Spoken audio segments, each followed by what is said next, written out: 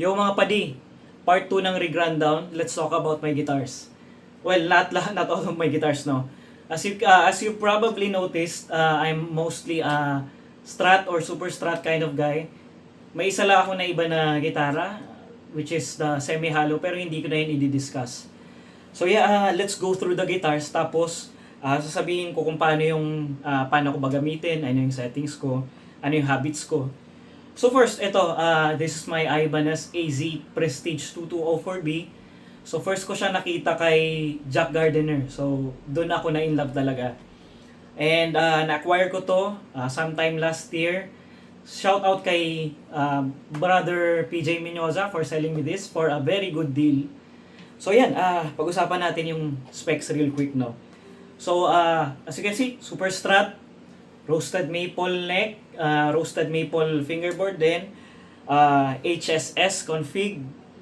It's loaded with a Seymour Duncan Hyperion pickups. So it's modern voiced, medyo modern sounding siya. Yung pickup height ko somewhere around ano ba yung ano ito? 2.4 to 2.6. Tapos 2-point tremolo, sinet up ko siya na floating. And yung strings nito, supposedly 10s talaga to. Pero ginawa kong 9s kasi I have a computer-based job and I also lift weights. So gusto ko maging safe yung tendons ko, no. 5-way switch. Tapos meron tong alter switch yung mga Ibanez AZ series, no. That means na kapag tinaas ko to sa alter mode, nagiging iba yung configuration ng pickups. So sobrang dami ng tunog na makukuha mo dito sa gitara pa lang na to. Ayun. Ano pa? Well, cable, ang gamit ko lang ano siya. Ay, maingay. Ano siya, custom na Canary cable with Nutric gold na na plugs. Sorry about that. Tapos what else? I'm using a Grav Gear fret wrap here kasi wala, bagay lang si black. Tapos picks, I always use Jazz 3 picks na I think 0.88 millimeters to. So it suits my soft touch. Ayoko nang masyadong mabigat na pick. I don't know why. Siguro kasi gusto kong mas nafe-feel ko yung strings o yung contact ng strings. Either I use Jazz 3 pick or some variation of it, pero it's always this size. And this gauge. Ano pa? Strap, I'm using as panlipi strap here. Loom weave Audrey, hindi Audrey to. Pero loom weave to. Anyway, let's talk about my habits sa paggamit ng volume knob saka tone knob. So I always set it to around yung volume knob ko. Lagi siyang naka 8 lang. So para may isasagad pa siya. So, wait, sabog yung yung speakers ko. So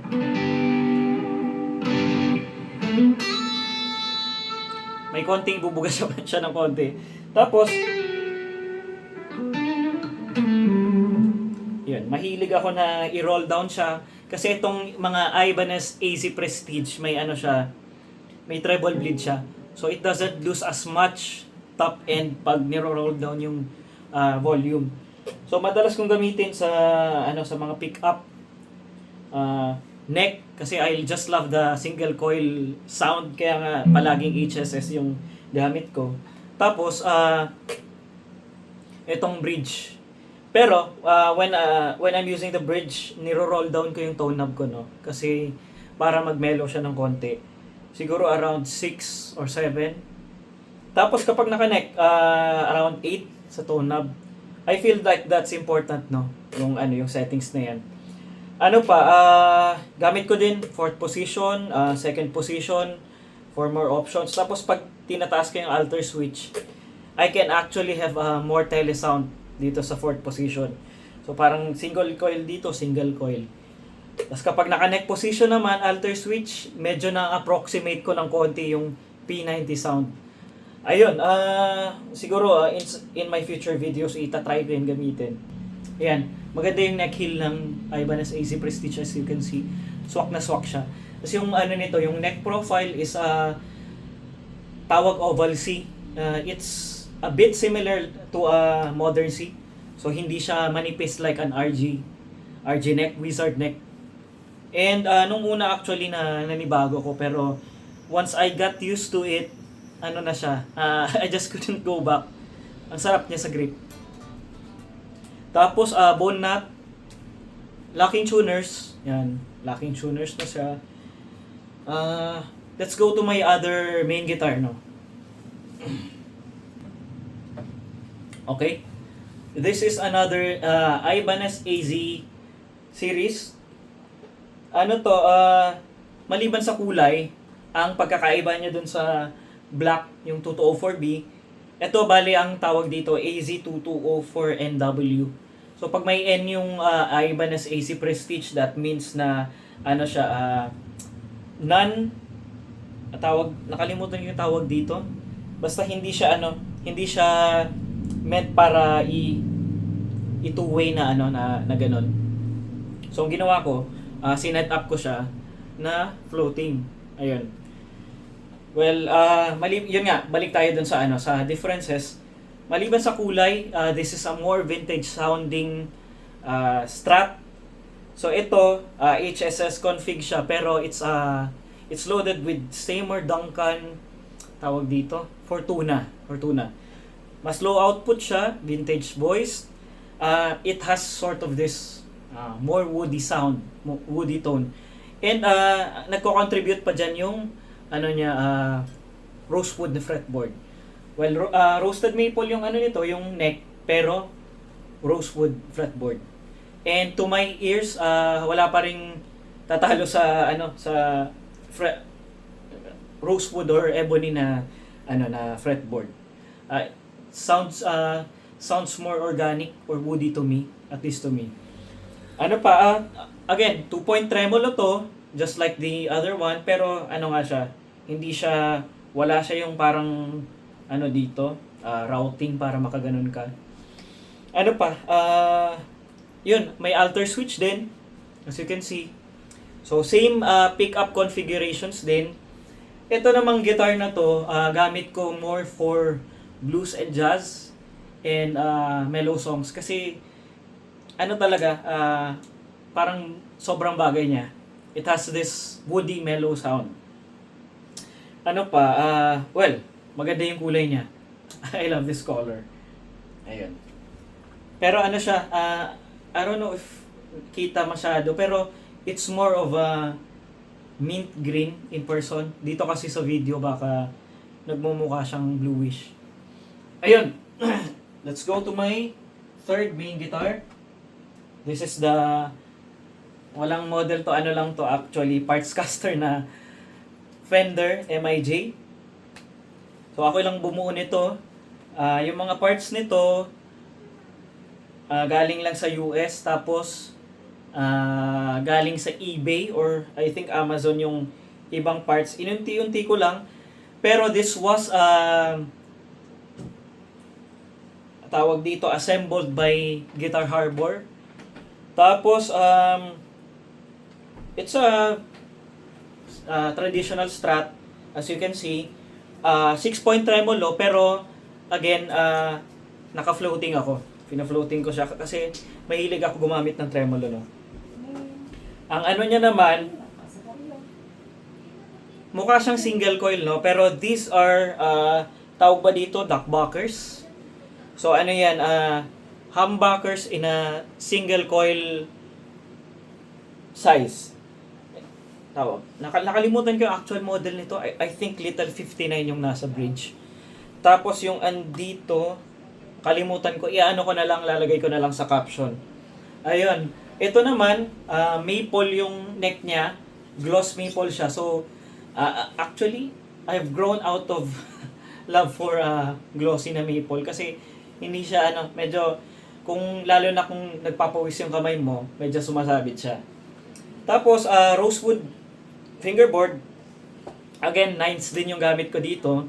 By the way, yung dun sa itong huling, itong Ibanez AZ220 for the ANW. Naka-down tune to E flat. So, gamit ko dito 10s. Ayun. Tapos dito naman 9s ulit kasi standard tuning lang to. Ano pa, gold hardware, lahat to Fender hardware. Tapos, ano pa, let's go to my other main guitar. My budget guitar now. This is a Fermata ST1HS. So, mura lang siya. Pero hindi siya yung pinakamurang line or series ng Fermata. It's actually, paldo yung features nito eh. Ano siya? HSS config. Roasted maple neck and fretboard. Actually, flame pa nga yung niya, yung neck niya, as you can see. Tapos may konting contour na din yung neck. Itong naman ito, pickups nito, in-upgrade ko siya to Musico pickups. Yung yung bridge niya, it's a 2-point tremolo. Yan. Ano siya, para siyang clone or copy ng Goto 510. So, maganda yung action niya actually. Nagpa-flutter siya. Ginamit ko na to one time sa video ko. Tapos, ito sa coil split. Ayan, push. Tapos, surprisingly, maganda yung tunog nito for a budget guitar. Kaya nga sinasabi ko na napaka-spoiled for choice ng mga generation ngayon kasi maganda na yung budget guitars pa lang. So, ito gamit ko naman to for practice, for small gigs lang. Tapos, what else? Yung gamit ko dito na fret wrap is an iBox Brazil. So, siya, parang pinkish siya. So, nagmamatch dito. Ano pa, pinalitan ko na medyo pinkish yung yung mga knobs. So, parang medyo nagmamatch. Ayun. Siguro limit lang natin doon sa 4 guitars na yon. 4 main guitars. Again, balik tayo dito sa the way I use my guitars. I like to control the volume knob for dynamics, no? So, yun yung advice ko sa inyo. Huwag nyo sasagadin agad yung volume knob nyo para may pa kayo, may itatapang pa yung tone nyo. Ayun. Tapos, optional kung gusto nyo ng treble bleed. Ako kasi gusto ko may treble bleed para kahit man naka number 3 or 4 yung volume knob ko, okay pa rin yung tone. Tapos, also, of course, play with your tone knob. Hindi yung nakaset lang forever sa 10.